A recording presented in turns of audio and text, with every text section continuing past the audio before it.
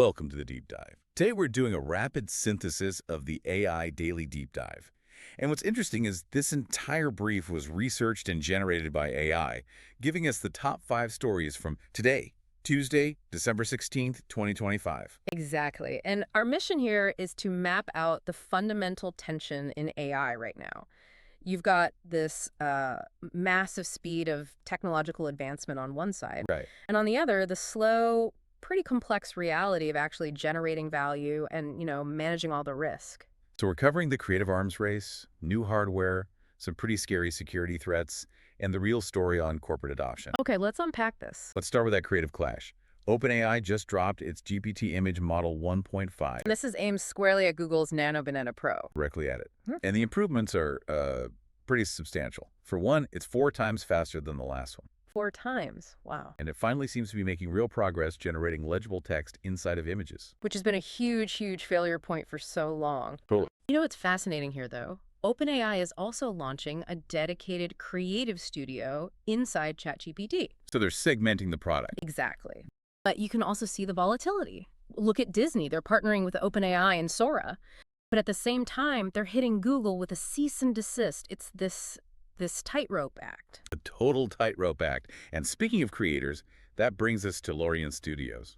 The Baldur's Gate third guys. Yes, and they saw this immediate backlash over reports they might use generative AI in their new Divinity game.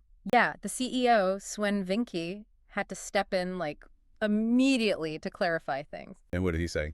He was very direct. He said Larian is not releasing a game with AI components, and they are absolutely not cutting teams to replace them with AI. So for you listening, the crucial filter here is this. Is the AI replacing the human creator, or is it just clearing out the repetitive grunt work? And Larian is saying it's solely focused on the latter, just making the workday better for their developers. Okay, so if Larian is focused on the workday, let's pivot from software to hardware. Google's new strategy. The smart glasses. Yep, they announced plans for 2 types of smart glasses, both coming in 2026 and running on Android XR. Their extended reality platform. Exactly. The first type is launching next year, and it's the basic model. No display, right.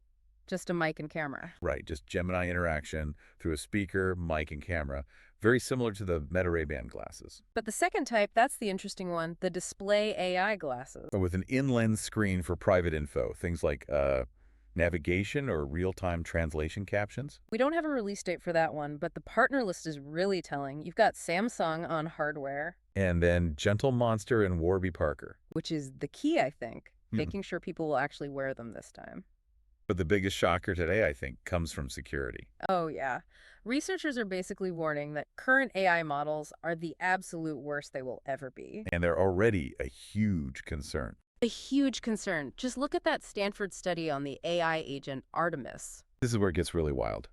The AI agent Artemis autonomously identified network bugs. And it outperformed 9 out of 10 human researchers doing the same task. so what used to take a human weeks to find now takes an AI just hours. That's the takeaway. And this acceleration is really starting to drive policy. We saw it in congressional testimony.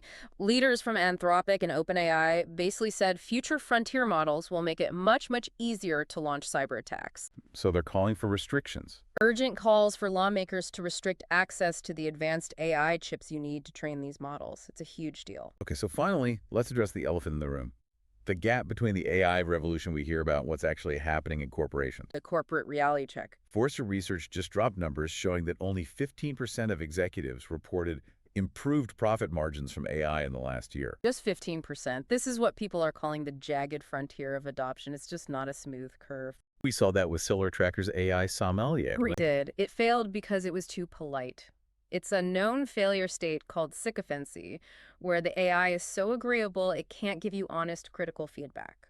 And CandleRail had to abandon a safety chatbot because it just couldn't summarize complex regulations without making critical mistakes. So what does this all mean for you? Well, companies are starting to slow down. They're delaying planned spending. How much?